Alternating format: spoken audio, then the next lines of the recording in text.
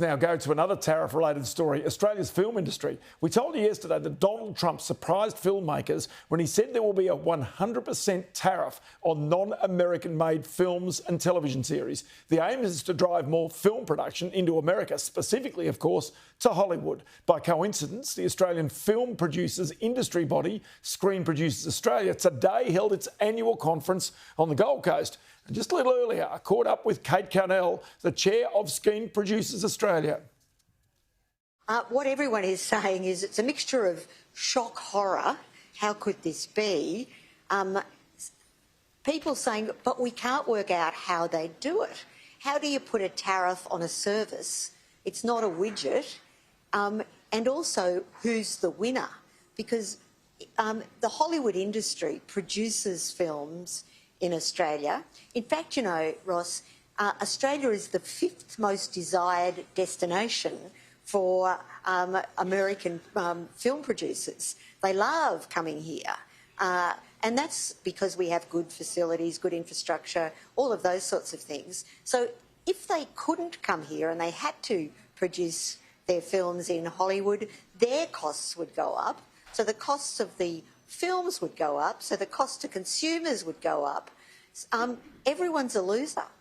So people are saying, we don't know what he's talking about. OK, but a 100% tariff would be a barrier to producing films, overseas films, here in Australia. The whole film industry of Australia has been largely built around the skills that people have acquired. Doesn't matter whether they're gaffs or whether they're, sort of doing lighting or whatever it might be. Actors, producers, writers, they're all a part of this thing that made last year almost $2 billion worth of movies here in Australia.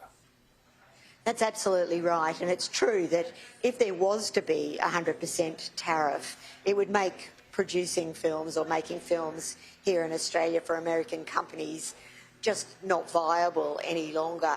And the impact upon jobs here in Australia, the economy in Australia, that $2 billion you talked about, is a real issue. And it's really hard to work out who's the winner because it's not the American companies. It's certainly not the Australian industry. It just seems an unacceptable decision by Trump. I understand he's talking to the industry in the US today. Maybe they'll try to talk some sense into him. So just take me to one thing, though, because it is fair to say that Australia does provide incentives to film producers to produce film and television series here. So there's 40% production credits. State governments do things. The Queensland government famously has attracted some big productions there over recent years. So there's a question here as to whether Australia needs to rethink those incentives, because that's partly what Donald Trump is targeting. That's certainly what Donald Trump is targeting. The producers offset, other benefits that state governments are doing is, I suppose, his problem. The fact is it's American companies that are producing their films here in Australia that are the beneficiaries of that, along with, of course, the Australian industry and all of the Australian people in the industry that are being trained, that are learning the skills, that are upgrading their capacity in the industry. So, yes, the producers' offset and other incentives are an issue for Trump, but I don't think the Australian industry should be, or the Australian government should be rethinking those. They've been really important for our industry generally, not just for America, for the American producers, but for the Australian film industry as well. So, Kate, you've lived your life across both business organisations plus also across government organisations. Chief Minister of the ACT is one example of that. But Screen Producers Australia, this ultimately is an important industry for Australia. It has grown significantly. It represents significant skills and significant output for the nation as a whole. It's a huge industry, $5 billion plus now, probably more than that really.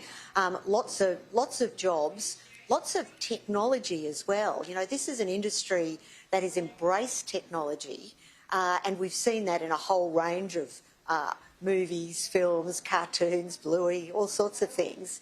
This is important to Australia, and so it's important that the government continues to focus on making our industry competitive globally.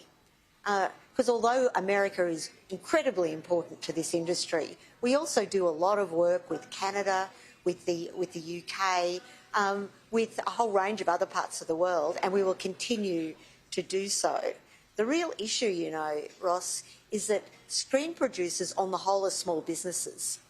And so for them, this is just catastrophic because they don't have the strength, the capacity to negotiate with the big American operators. So sum it up for me, as you're sitting there at the Screen Producers annual conference there today, and they've only got this news yesterday of potential 100% tariffs. Is it fear that they've got? Is it basically confusion that they've got? What do you sense as the mood is like? I think it's predominantly confusion, certainly serious concern that this could dramatically change the economics of the industry in Australia. Screen producers are already struggling, and they're struggling because in Australia the streamers are not regulated, whereas the channels, the more traditional ways of putting their content to the Australian public, are regulated. What we need, what the industry needs, is for the Labor government to do what they promised in the last term, and that is move to regulate the streamers to ensure there is a minimum amount of Australian content. That would mean for the streamers to invest more in the Australian industry, and that's access to capital. And you know, access to capital is what business is all about. Yeah, Kate Carnell, great to have your company today at the Screen Forever conference from the Screen Producers Australia, and I appreciate your time very much. Thanks very much, Ross.